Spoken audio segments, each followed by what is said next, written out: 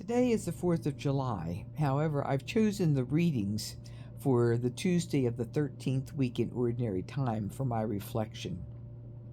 Doing that because it's a running commentary from Genesis that I'm enjoying reading and reflecting on. I believe that today's readings call us to dwell on the nature and the quality of mercy, along with our need for it. In Genesis 19, we find the story of Lot and his family being rescued from destruction along with the cities of Sodom and Gomorrah. It reminds us that God's mercy is actively engaging us even when we are reluctant.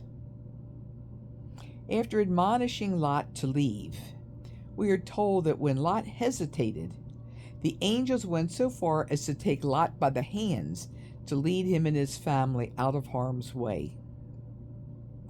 What caused Lot to hesitate in the face of such a dire warning? We can only wonder about the source of this confused state, which seems to persist after he is outside the city. It seems that Lot would prefer to die than endure the hardships of a journey away from the plain destined for destruction.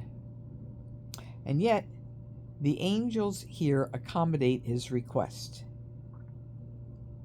In my estimation, Lot's conduct would have been a great disappointment to his uncle Abraham if he had known about it. Can you imagine the angels shaking their heads in wonder about this guy on their way back to home base? It seems that Abraham's prayers helped to save Lot, even though he might have deserved another outcome. Just as we don't understand this generosity toward Lot, we may also puzzle over the death of Lot's wife. This incident suggests that there are limits to mercy, but we don't know exactly where they are. While Lot got a new lease on life, we do not exactly know what he did with it.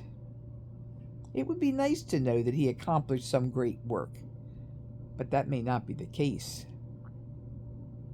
One can speculate for one outcome or another, but I don't think that the story calls us to speculation.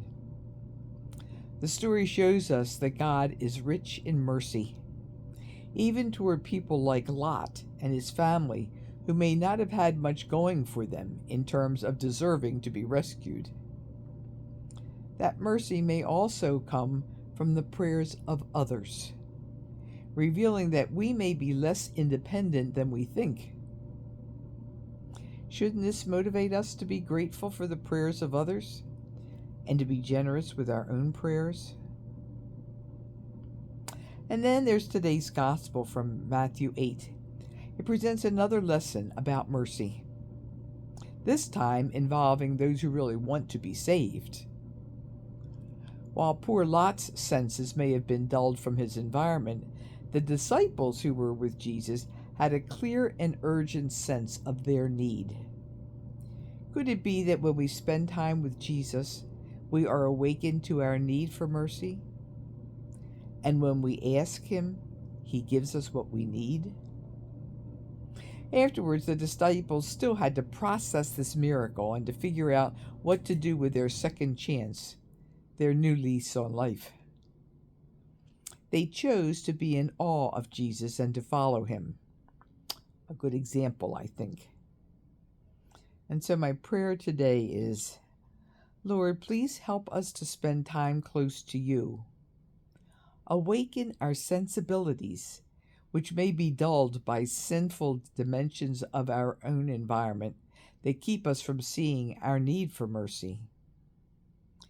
Help us to be responsive and grateful for Your initiatives to care for us, including the prayers of others.